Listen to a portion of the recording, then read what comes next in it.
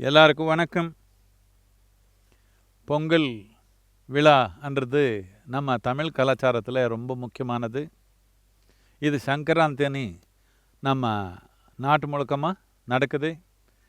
இது எதுக்கு முக்கியமானதுன்னா, இது பயிர் எடுக்கிற ஒரு நேரம். பயிர் எடுக்கிறதுன்னா நாம் பண்ணிருக்கிற சாதனைக்கு, நாம் பண்ணிருக்கிற சிரமத்துக்கு ஒரு பலன் கிடைக்கிற நேரம். இது வெறும் விவசாயிக்கு மட்டும் இல்லை, ஆன்மீக வழியில் இருக்கிறவங்க கூட இது முக்கியமானது. இதுக்கு நாம் கைவல்ய பாதான்னு சொல்லுவோம்.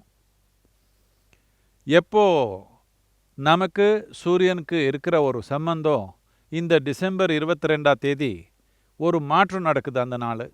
அதுலேருந்து இதுக்கு நாம் உத்தராயணான்னு சொல்லுவோம். இந்த நேரத்தில் நாம் ஒரு வளமான ஒரு நேரத்துக்கு நாம் போகிறோம்.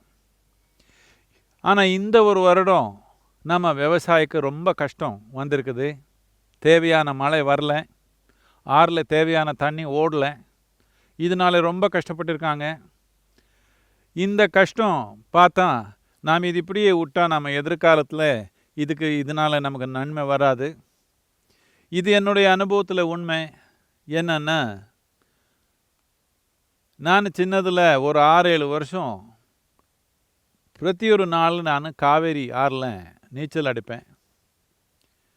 அப்போது அந்த காவேரின்றது எப்படி இருந்தது, இப்போ எப்படி இருக்குதுன்னு பார்த்தா கண்ணில் தண்ணி வருது எனக்கு. சில விஞ்ஞானபூர்ணமான சோதனை பண்ணி சொல்கிறாங்க, நம்ம நாட்டில் இருக்கிற எல்லா ஆறு தோராயமாக ஒரு வருடத்தில் 8% குறைஞ்சே வந்திருக்குதுன்னு சொல்கிறாங்க.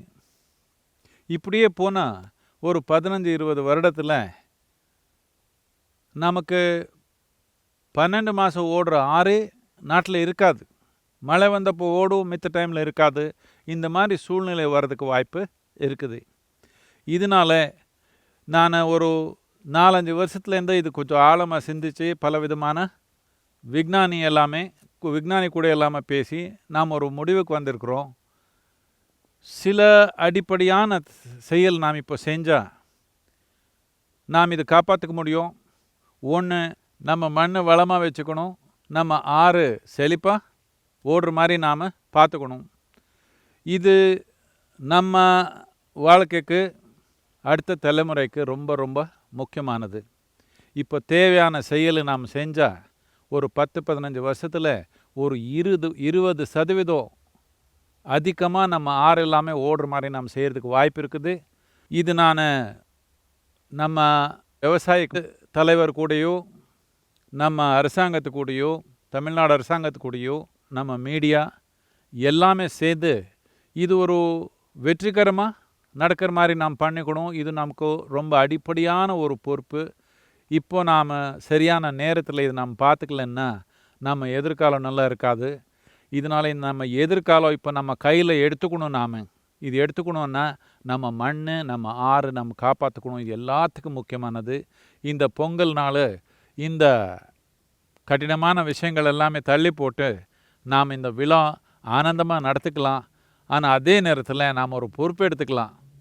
நாம் நம்ம நன்மைக்கு எது தேவையோ அது நம்ம கட்டாயமாக நம்ம கையில் எடுத்து பண்ணிக்கிறோம் என்ற பொறுப்பு நாம் நம்ம கையில் எடுத்துக்கலாம். இதில் நான் உங்கள் கூட இருக்கிறேன். பொங்கல் நல்வாழ்த்துக்கள் எல்லாருக்கும்.